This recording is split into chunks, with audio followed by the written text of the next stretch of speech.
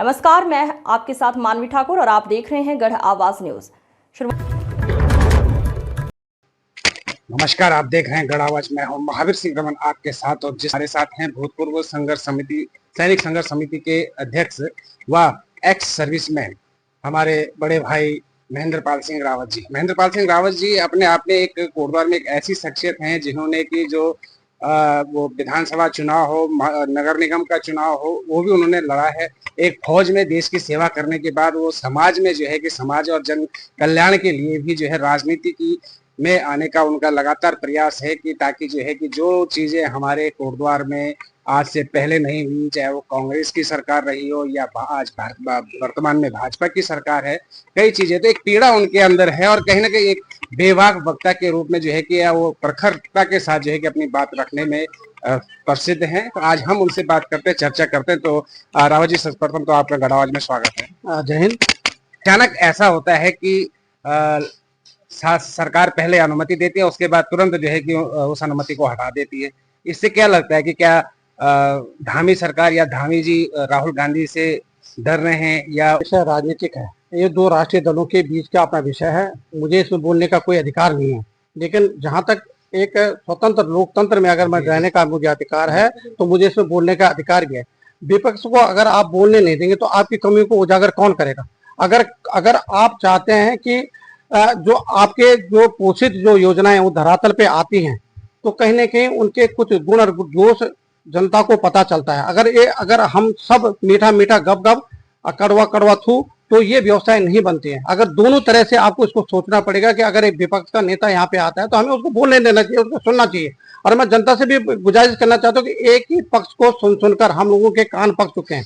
हम उन्हीं धार्मिक उन्माद की बातों को सुनकर हमने अपने राष्ट्रीय परिभाषा को भी खत्म कर दिया है, हमने विकास की परिभाषा को भी क्षीण कर दिया। हम चाहते हैं कि वर्तमान में ऐसी परिपाटी को सृजित किया जाए जिसके माध्यम से पक्ष और विपक्ष क्यों नहीं वो वहां पे अगर बात रखते हैं तो उसके बाद वो अपने उसका उत्तर दे। अगर विपक्ष का नेता यहाँ पे आता है, सीएलपी यहाँ पे आते हैं, तो आप भी अपनी बातों को रखें कि इन्होंने जो कहा है। अगर वो पेपर लीक की बात करते हैं तो आप स्पष्ट कर दें हमने पेपर लीक के बारे में ये व्यवस्थाएं बनाई और आज के बाद पेपर लीक नहीं होगा। लेकिन आप तो जोड़ने का काम करते हैं कि आज के बाद पेपर भी हवाई जहाज के एयरफोर्स के जहाज के द्वारा ड्रॉप किए जाएंगे। तो सोच सकते हैं कि आपकी क्या विचारधारा है और कहां तक आप किसी की आवाज को दबाने में सक्षम है। मैं कहना चाहता हूं कि अगर एक नेता अगर उत्तराखंड में आता है तो कहीं ना कहीं वो विचारों का आदान प्रदान होता है, उसके माध्यम से एक नई सृजनात्मक सोच का एक निर्माण होता है। इसी प्रकार अगर पक्ष का नेता भी अगर इस बात को रखता है और दोनों में वाद विवाद होता है या डिबेट होता है तो कहीं ना कहीं एक नए तथ्य निकल कर आते हैं। उस तथ्य के मार्ग से हम एक सशक्त उत्तराखंड और सशक्त भारत की निर्माण कर सकते हैं। नहीं मान सकते हैं कि हमारे संविधान के अनुसार हम अपनी अभिव्यक्ति की आजादी है और उसे रख सकते हैं, यानी कि हम सरकार से जो है कि अगर सरकार बनाते हैं तो सरकार से सवाल पूछने का भी अधिकार है। भारतीय संविधान के द्वारा हमें कुछ मूल अधिकार दिए हैं, मूल अधिकारों में ये भी आना है। और मैं कहना चाहता हूं कि क्यों नहीं हम डिबेट करें जिस प्रकार अमेरिका के अंदर, फ्रांस के अंदर या अन्य देशों के अंदर एक दूसरे की बातों के ऊपर डिबेट, स्वच्छ डिबेट, उसमें लीपापोती नहीं, सिर्फ तथ्यों पर बात हो। और तथ्य यह है कि वर्तमान में तथ्यहीन यह लोकतंत्र बन चुका है। यहाँ पे एक ही बात है कि धर्म और धर्म और धर्म। हम लोगों को धर्म के माध्यम से बांटकर हमारी बातों को दबाने का एक सोच को विकसित करने का जो प्रयास किया, कहीं ना कहीं लोकतंत्र को कमजोर करने का। हम चाहते हैं कि एक पूर्व सैनिक होने के नाते मेरे लिए यह राष्ट्र प्रथम है, मेरे लिए यहाँ के जितने नागरिक हैं वो प्रथम है, मेरे लिए यहाँ की जितनी वन संपदा है वो सब प्रथम है। हम क्यों नहीं उनके सृजन के लिए, उनके आगे बढ़ाने के लिए कार्य करें, न कि हम इस देश को विभिन्न जाति धर्म और पंथों में तोड़ने का काम करें। भारत पर टैरिफ बम फोड़ने की तैयारी में अमेरिका रूसी तेल खरीदने पर लगाएगा 100% टैक्स, सीनेट में नया विधेयक पेश। पोक आजाद नहीं कब्जा किया है, पाकिस्तान से कटने को तैयार जागे 2 नए लड़ाके। दुबई से हवाला के जरिए पाकिस्तान तस्कर को पैसे भेजने वाला जालंधर का युवक गिरफ्तार। सुप्रीम कोर्ट बोला सीबीएसई के डिजिटल मार्किंग सिस्टम से छात्र निराश, बोर्ड से पूछा सुधार के लिए अब तक क्या किया, केंद्र से मदद मांगी। दिल्ली में सोनम वांगचुक के अनशन का 19वां दिन 18 दिन में 8.9 किलोग्राम वजन घटा। जबरन आहार देने की मांग पर आज हाईकोर्ट में सुनवाई। कर्नाटक जज की कुर्सी पर काला जादू करने का आरोप। 65 साल की महिला गिरफ्तार। केस का फैसला अपने पक्ष में कराना चाहती थी। जगन्नाथ रथ यात्रा आज अहमदाबाद में शाह ने मंगला आरती की। पुरी में तेज बारिश के बीच पहुंचे श्रद्धालु। सोने की झाड़ू से होगी रथों की सफाई।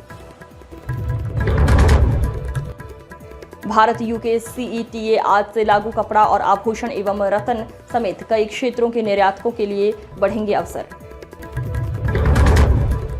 रामपुर की जौहर यूनिवर्सिटी पर बड़ा एक्शन। आरडीए ने 38 इमारतों को गिराने का दिया आदेश। आजम खान की महत्वाकांक्षी परियोजना पर संकट। आप चाहते हो कि मुझे हार्ट अटैक आ जाए, मगर मैं तब तक टीएमसी में बगावत के बीच बीजेपी पर भड़की ममता। परिसीमन और महिला आरक्षण पर बदल गया नंबर गेम। मॉनसून सत्र में फिर बिल लाने करने की तैयारी। भरत तिवारी एनकाउंटर केस में एक्शन। एसडीओ डीएसपी समेत 15 पुलिस कर्मियों को न्यायिक आयोग का समन।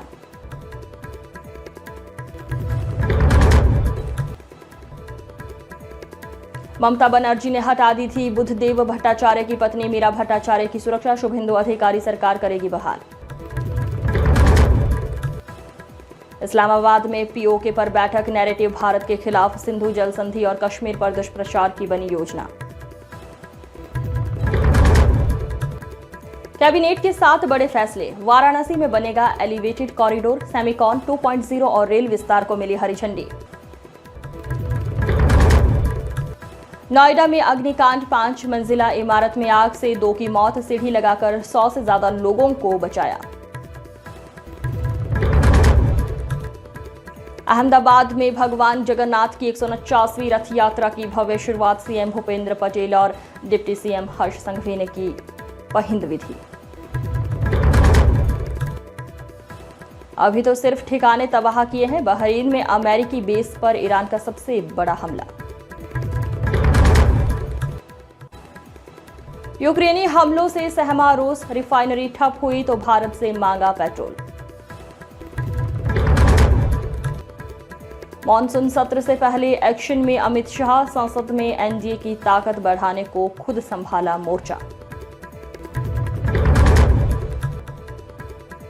इसरो में खलबली। गगनयान और चंद्रयान 3 से जुड़े 100 से ज्यादा वैज्ञानिकों ने छोड़ी नौकरी।